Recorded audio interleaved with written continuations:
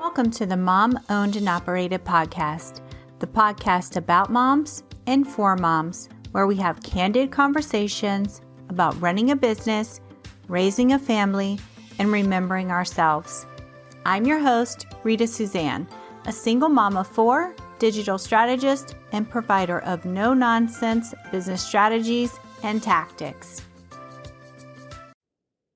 Hi, this is Mom Owned and Operated. I'm Rita Suzanne, and today I have my guest Marjorie with me. Marjorie, I'm so excited to chat with you today about all the things PR, motherhood, parenting, all of the things. Please tell everyone all about you, your business, and your family. Well, that's a lot of questions in 10 seconds flat. It's wonderful to be with you, Rita Suzanne. And like you said, my name is Marjie Hadad. And I have been in global public relations for 30 years. Actually, and I've been a professional since this is for moms who own businesses. I've been a professional for 40 years. And I've owned two businesses. Mm-hmm. One was the public relations firm that I have, and I still have because I have a specialty in medical PR. So I work with startup companies in the medical device industry. And one of the reasons why I love that is because the people that I work with are some of the best and brightest in the world, and they're creating things to help people worldwide. It cuts across political lines. It cuts across every kind of division. And it's something that everybody in the world can benefit if they have that particular medical issue. And I just love being able to help people that way. So that's one thing. The other business that I recently started is PR for Life. And that is based on a book that came out a year ago that I have written called The Power of PR Parenting. And that is a 25-year retrospective of how I raised my three kids in concert with my husband, and the successes and the hiccups.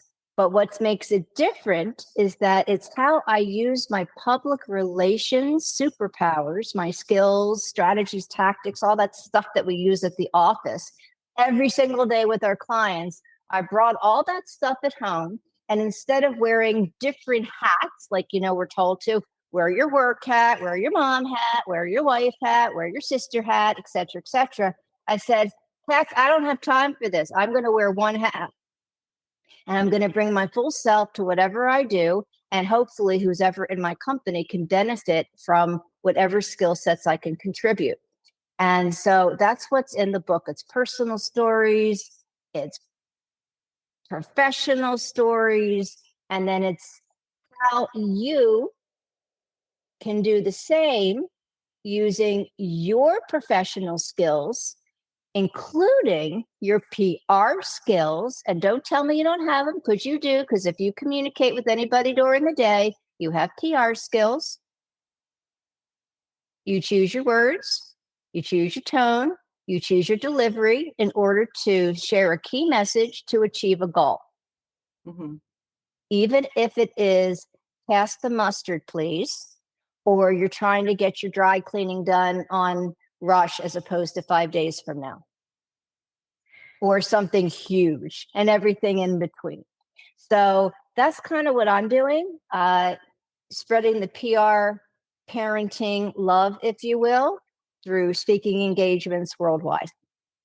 I love it. And so obviously your children are grown now, but we're going to reference some stories about, how you were able to, juggle your business and parenting at the same time when they were at home, because I feel like that's probably the harder part of running a business and raising a family is when they're at home and they're asking for all the things in front of you.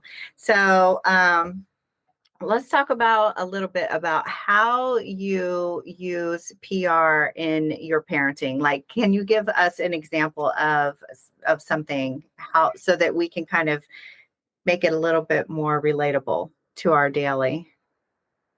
All right. For the ones who have children in elementary school, mm-hmm.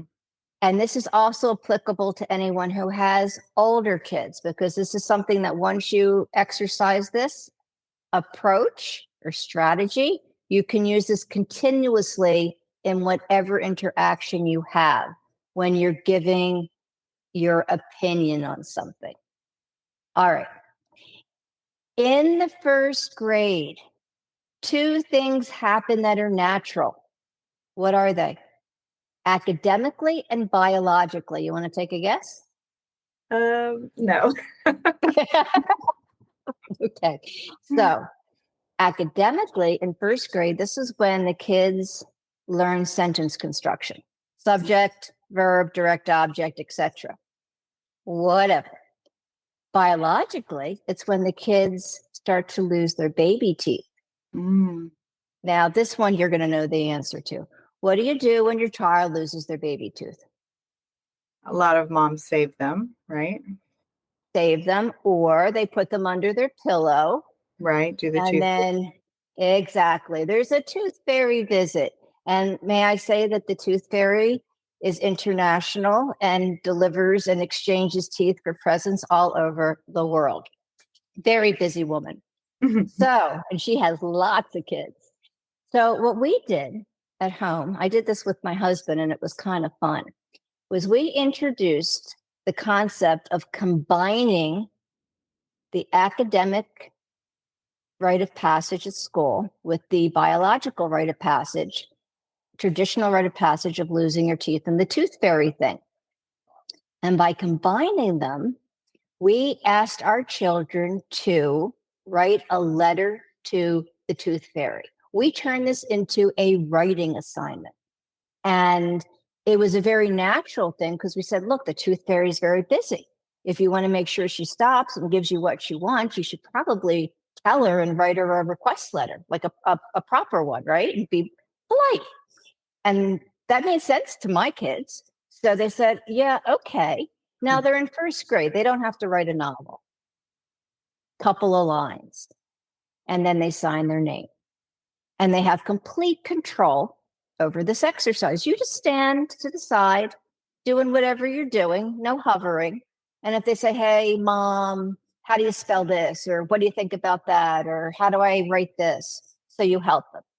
When they're done, then you explain to them that, you know, you do a lot of writing in your job. And you always ask someone to have a look at it just as a second pair of eyes to make sure, to see if there's anything different that could be done.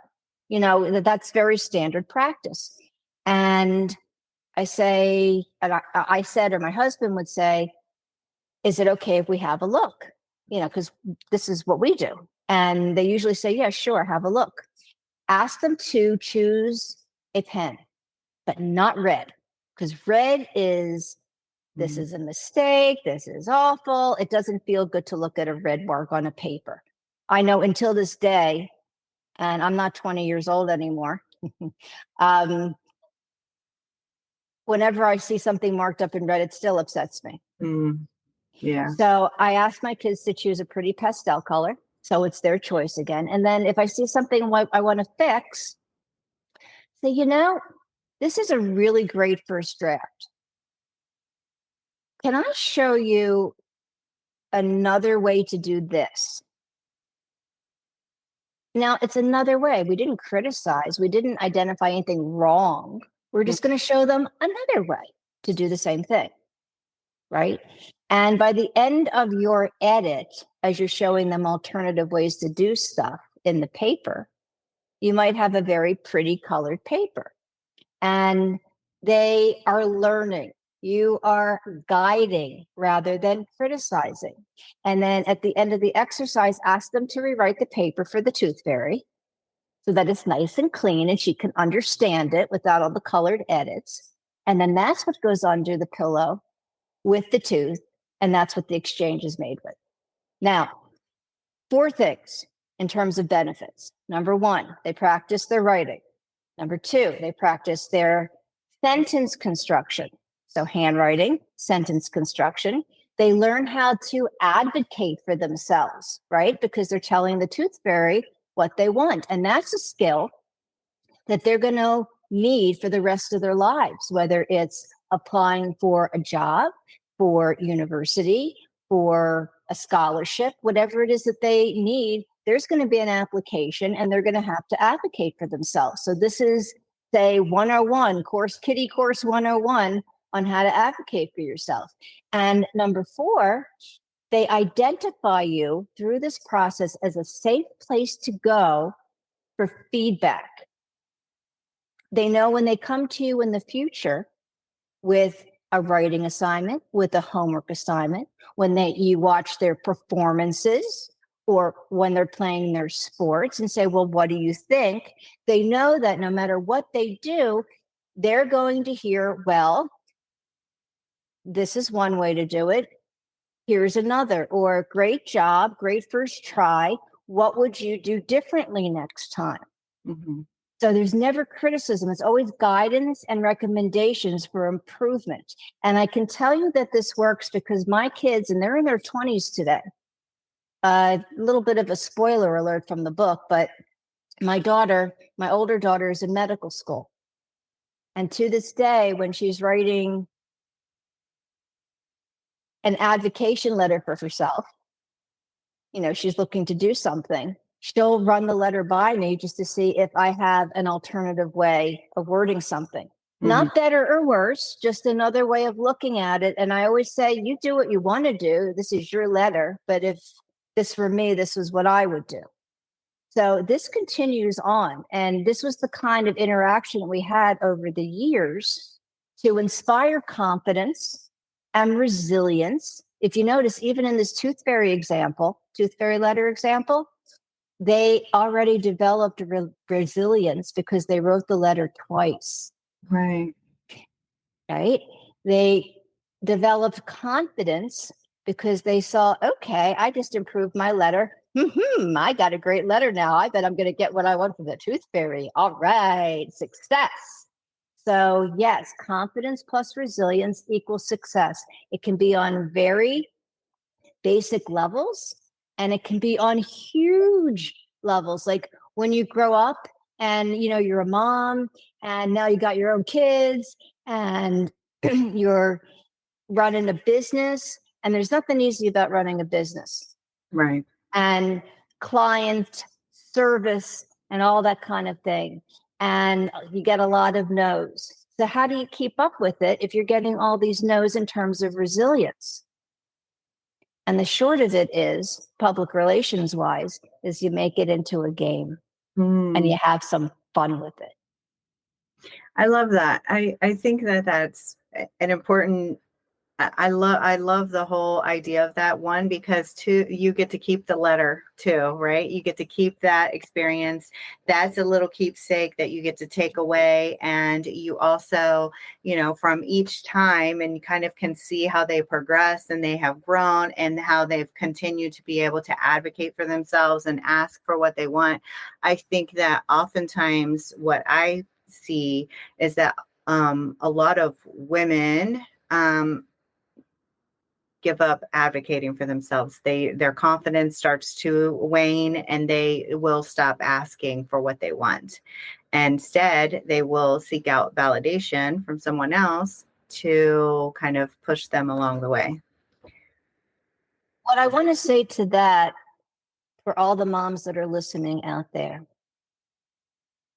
don't wait until you're 50 years old to not take crap from anybody. You know what you're doing. Even if you don't feel like it, I promise you, you've got it. Everybody around you knows that you have it, and you need to set your boundaries for what's acceptable to you and what's not acceptable to you. And in your communication, you need to share that. Like, you own the place. Because if you give off positioning, and there's reality and there's perception. So even if you're a little nervous about it, with the perception, you just give off a perception like you run the show, you own the place, you're calling the shots. And with this confidence that you are exuding, the people around you will respond. Yeah. And again, don't wait till you're 50 years old to hold your ground. I know. I hate that thing. I was like, oh, once you hit 40, then you're in your like give no fucks era. But I feel like, you should, start standing up for yourself a lot sooner. And, we're all learning as we're going through life, and our experiences shape us to be who we are and how we respond to certain things. And so I get that. I just think that sometimes we just need somebody to just push us and say, you know what, just get out there and do it. Just get out there and do it. And I mean, respectfully, with kindness. Hmm. But my kids, I see them exercising exactly what I'm describing, and they're in their early 20s. Hmm. You have to play the game. You have to be kind. You need to be respectful. You need to be polished.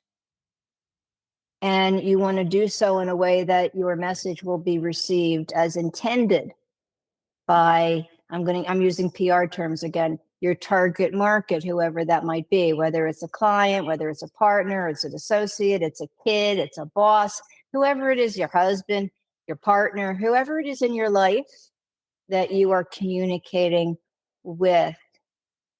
Do so with full confidence, even if you don't feel so confident about it. There's an old antiperspirant commercial from back, I think in the 1970s. I'm dating myself again. It was a soft and dry commercial. You might, yeah. I'm looking at your face, and you're like, I'm not sure if I know this one. It was soft and dry will help hide when you're nervous inside. Mm. And the advertising line was, never let them see you sweat. Hmm. And the scenarios were always of somebody who was really, really nervous, but Hmm. then they walked in really confident. Never let them see you sweat. Yeah. It's all in what kind of perception you share with the people in your company. And it happened to me many times early on in my career, where I would walk in and I would be so nervous. I had no idea what I was going to say. And I would be in a packed room, and they would turn to me because I was the PR expert, and they'd say, well, what do you think? And I'm like, they want to know what I think? Do I Hmm. even know what I think? you know? Little And old then me. I don't, little old me, like, you really want my opinion? So inside, I was completely not confident and very, very nervous and even in shock. But on the perception, what I exuded was one of authority. Hmm. So whatever came out of my mouth during those times, which I can honestly tell you I don't remember, but I do remember the response. And the response was, oh, okay, this is a good idea. Yes, I agree with her. And I was like, oh gosh, amen. But it's the more that you do it, right? And the more confident you get, the more comfortable you become in the situations. And I think that also by putting our kids in situations where maybe they're not so comfortable, it can also help build their confidence. And I'll use one of my kids as an example. Two of them are very, very shy. And so whenever we would go out to eat, I would make them all order the food. And at first, the two who were very shy, it was like pulling teeth, but I'm just like, no, you have to say what you want. And now I will tell you that they are very confident ordering their food and speaking. They've become way more confident speaking in, social situations in general, because of me kind of putting that spotlight on them and making them do things that they didn't want to do. I agree that we need to challenge our children so that they can come out of their shells and discover their superpowers and talents. In our family, what we would do is, if we had a family gathering for some sort of or an event, rather than hiring entertainment, the kids would train and put on a show in whatever genre they were interested in. We started with my son during a rite of passage in our community, and we had a big lunch, and he danced with a group of break dancers. My older daughter decided, once my son set the bar and it became a family tradition. When her turn came around, same party with the family and friends, she decided she was going to sing and put on a concert. And then the third one, when it came her time, she did a hip hop dance with 2 male backup dancers. I And love the that reason because why we family can encourage and support them and just cheer them on. yeah, they had a wonderful, receptive audience. And if they were shy before, they were no longer shy. Mm-hmm. And in all cases, they were also invited to deliver a speech. They Mm-hmm. all got up in front of everybody and talked for 10 to 15 minutes and delivered their content, not reading a paper. They had planned what they wanted to say, their key messages, the stories, the points they wanted to make. And then they got up and they delivered it. Because I told them, and I'll tell the moms listening, when you're presenting, nobody knows if you make a mistake except for you. So it really doesn't matter what word choice you choose when you're delivering your talk. What matters is that you deliver the key messages. What points do you want to make? What key messages do you want to share with the audience? And you can say the same messages in 10 different ways. So Right. however it comes out, it's perfectly fine. As long as you're having fun, the people are listening and you've got their attention and it's engaging. Mm-hmm. I agree. I think that that's a thing too now with social media and video and people feeling, self-conscious about recording and doing the things. Okay, so let's talk about a little bit about navigating situations that are maybe uncomfortable. And like we talked prior to recording about how you handle situations in a PR, response.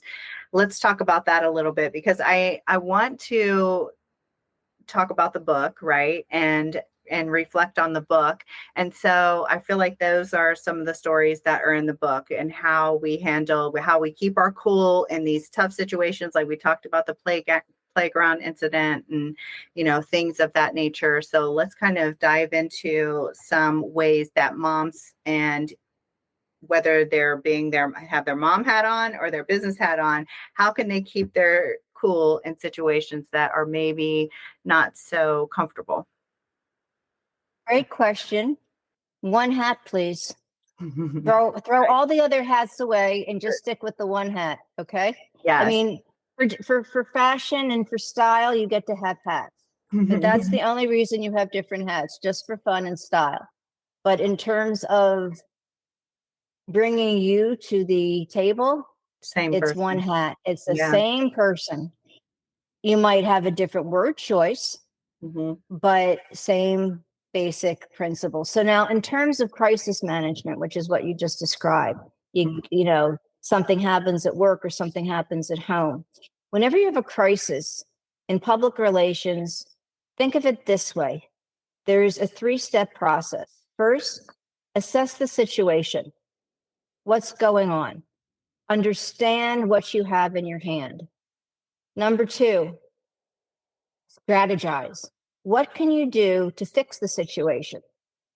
And think about the tactics required.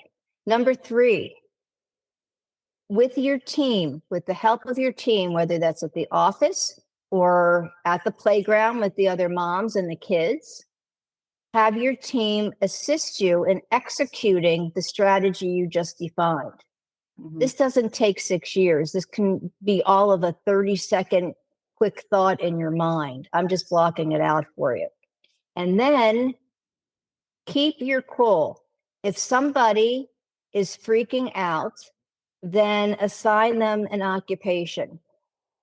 If it's a health situation, assign the one who's freaking out to call the ambulance. They have something to do with their hands, with their mouth, with their body, instead of jumping around and screaming and making everybody else nervous. If it's at the office, it's the same difference, right? With the kids, have them be involved. When before we started recording, we were talking about this kid who fell off of a swing and she gashed her head. And the mother was not good with blood. And she's a very good friend of mine. So I understood that rather than following her lead, she may need to follow mine on this one. So assessment, is the kid okay? How deep is the cut? Strategy, tell the mother who's kind of freaking out to go call the ambulance. Keep the child awake in case she has a concussion. Kids around us were nervous. So I said, okay, everybody, let's sing a song. So we were engaged in an activity. Make sure the kid stays awake. The song helped with that. And then make sure to keep the wound clean. So I asked someone to bring me a wipe to wipe it down, keep it clean, put pressure on it so it coagulates until the emergency responders arrive. Again, assess, strategize, execute with whatever team you have in your company. Yeah. That is a PR strategy that we did at the office regularly, because there's always crisis in PR. Every client's got something exploding, right? So you need to keep your calm, because otherwise the client will get upset, or maybe the client's already upset and you have to calm them down, right? So at home, if the kids are going nuts on something, again, what's the problem? Assess. How do we fix it? Get your strategy, your tactics going. And then if you can fix it yourself, great. If you can't fix it, who can fix it? And call somebody in to fix it for you. Yeah. And I love that even in business, I love that it's such a simple framework or strategy that they could use. I think that oftentimes we think that we need something super complex and something really broad in order to figure out how to do the thing. And often it's such a simple strategy, and that's all we need is something super simple, and then we just need to follow the steps, and it'll be fine. If the problem was that the electricity went out in the house, obviously the answer is we need to fix the electricity. I promise you, I will not be the one to do it. I will go find somebody who knows something about electricity so it can be fixed without any further damage to the house or to any person in the house, including myself, if you know what I mean. So we all have our skill sets that we bring with us in addition to our public relations skills. But we always want to keep in mind our target market. And in the case of moms at home, we're talking about our partners and our kids. And if you want to discuss something with them, not necessarily when it's good for you, but when it's good for them, what's the most opportune time to talk with your child when they're going to be the most open to having a communication with you, to spilling, to sharing, to receiving feedback if they're willing to receive feedback? And depending on their age and their personality and their disposition, that can be at different times during the day, when it's comfortable for you and also when it's not comfortable for you. And just like at the office, you might be in the middle of something, and if a colleague or a partner or a boss or something or a client comes and interrupts you, you don't say, no, I can't help you. You stop what you're doing and you say, how can I help you? Mm-hmm. And it's annoying, yes, because you're in the middle of something. Let's all agree on that. But you do it anyway because it's the right thing to do. Same thing at home. If your child comes home from school and you're in the middle of something because you're working from home. And I know I've been working from home for 24 years. So yeah. I've done the office thing with the kids when they were little. I've done the home thing for the last 24 years, which was great. And then came COVID, and my sanctuary of home work was completely disrupted because now everybody was home. Mm-hmm. But we're women, and women can multitask.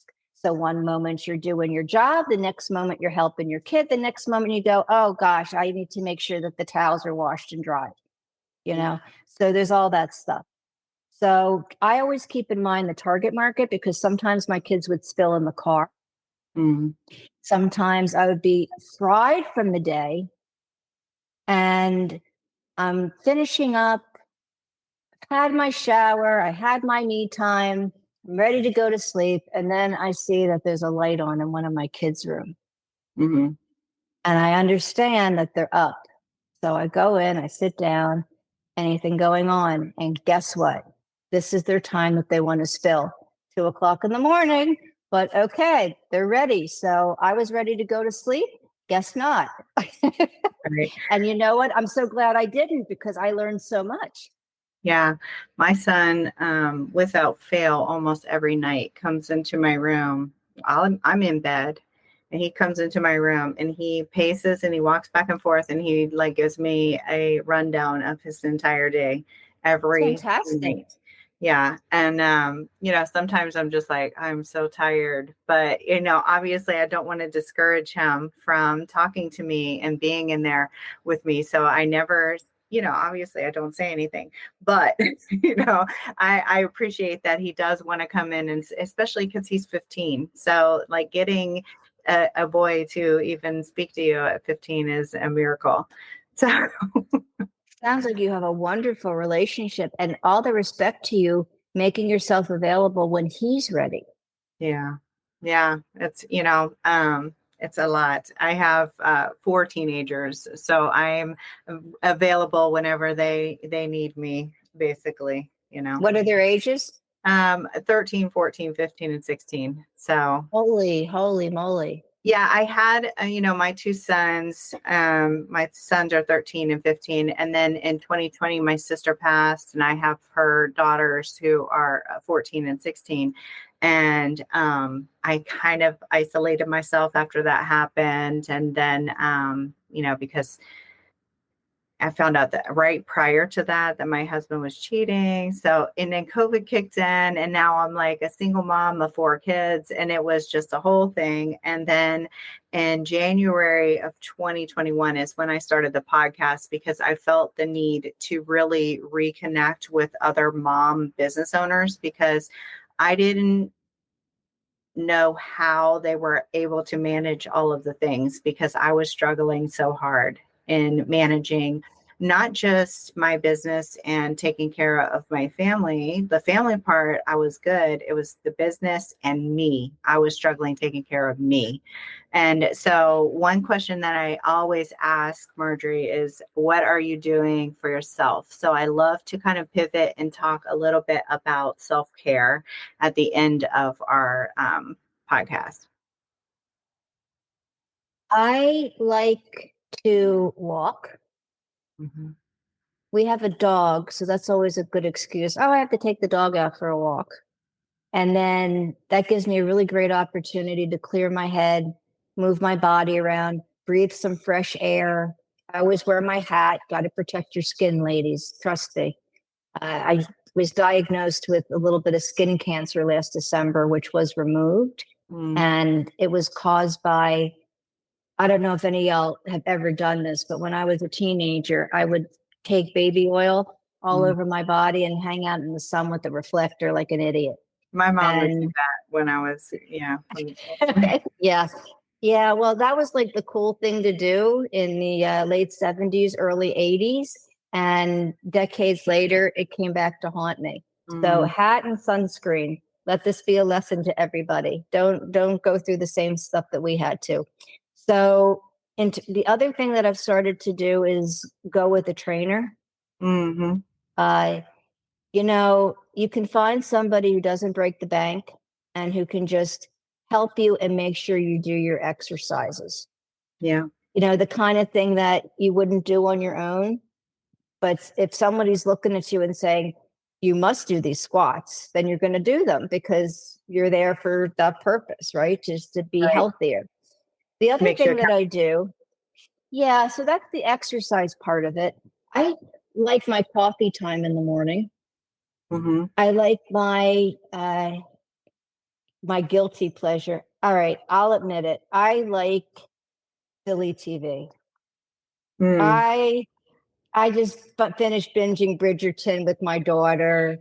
Uh, This Is I Us. love it. All sorts of dramas and things that are fun but don't take too much energy to concentrate on. After a full day of writing, editing, speaking, all the rest of it, I don't really want to think too hard. Right. So I'm I with do. you on that. I like my television. And I mean, I get in maybe a half an hour and then I fall asleep, but Mm-hmm. I kind of like to do that. And I like to read Mm-hmm. when interestingly enough, I like to read when I'm in a waiting room Mm, because I can tune out all the noise in the waiting room and like really like focus in on my book. yeah. So that's another guilty pleasure. That's when I get my fun reading in. You know, in public relations, we do a lot of reading and writing with our clients. In PR for Life, I'm teaching people how to do these kind of things. So I'm constantly reading. But if I have an opportunity to read something that interests me, Mm-hmm. then usually that's in the waiting room because at night my eyes are too burnt out. Yeah. I could see that. And since we're talking about books, you had mentioned that your book is now on available in audio version, which I said is my preferred method because I love. So I go to the gym 6 days a week, and because my best friend is there, keeps me accountable, and and that's the thing that kind of got me back in to taking better care of myself. But it's a little bit of a drive. And so one thing that I do is I'll listen to audible books on my way there because I love to, it's really the only time that I have to listen to books and stuff. So tell everyone where they can get your book, how they can get in touch with you, where are you at on social media? Again, all of the things. First of all, thank you for that invitation. And I have adored talking with you. I think you're amazing. You are such a strong woman. And I'm looking at your face right now and you are just brilliantly glowing and full of confidence and all that stuff that you described earlier, all the respect to you for overcoming and what an angel you are. And I'm so sorry about the loss of your sister. And the inner strength that you have is so commendable, and I'm in awe of you. Thank you. So So let me sweet. just say that. The book is called The Power of PR Parenting: How to Raise Confident, Resilient, and Successful Children Using Public Relations Strategies. It's written conversationally. So if you actually read it, it's going to be like you hear me talking to you. If you get the audio book, then you're going to hear exactly how I heard it in my head when I wrote it. And I wrote it literally in my living room with my laptop, with a cup of coffee, pretending that you were with me. And I was just telling you some stories, my professional stories, my personal stories, and how you can do the same with your own PR superpowers and special, unique skills. Bring your superpowers home, ladies. The book is available on Amazon, on Barnes and Noble, anywhere where books are sold. The audiobook is available wherever audiobooks are sold. It's really easy to find. You can even just Google my name, which is Marjie Hadad. And Marjie spelled with a J, by the way, for anybody listening. And my website is PRFOR period life. And if you go over there, you're going to find some cool information and tips. I have a blog, so you can read some additional information that's not in the book because I share with you things that I'm going through now or that I've gone through before that didn't make it into the book because, the book's 222 pages. I think I wrote twice as much, but only half of it made it in. Mm-hmm. I have 40 years of stories, but you had to, a lot of stuff hit the editing floor. And in addition, there's a newsletter if that's of interest. Find where to contact me for that on the website. If you want to ask me a question, there's a contact form on the website. You can also reach out to me on Instagram. And we're posting 3 times a week, different tips, some advice, fun things, always something that's going to help. Right now, this is actually kind of fun, Rita. My kids and I, when we went to record the audiobook together, they wrote the foreword. I had nothing to do with it. Publisher's idea. They all said, stay the heck out of it, Marjie. I didn't see it till they were done and it had gone to the publisher. Mm-hmm. So they joined me in the studio and it was so much fun and they were fantastic. And there was a part in the introduction that I was reading that was talking about one of my kids. And I had never thought that I would be recording that with them in the room. And I just started to laugh out loud.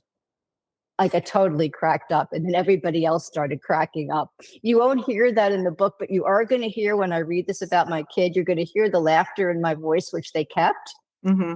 But right after you hear like the laughter in my voice, just full disclosure, we all started cracking up in the studio. It was such a fun, wonderful experience. So you can reach out to me on Instagram, on Facebook, on LinkedIn. I'm on all the social platforms. There's also a YouTube channel. Love it. And the point about the recording studio is right now we're letting people know that the audiobook does exist, if that's your preference, like it is yours. Mm-hmm. And you'll see little videos of me and the kids in the studio. How sweet. How sweet. Thank you so much. It's been such a pleasure. And I've really enjoyed our time together. Ditto. Thank you so much for the opportunity. I'm wishing you all the very, very best. And everyone out there who's listening, you can do it. You're a PR superpower superwoman. Go for it.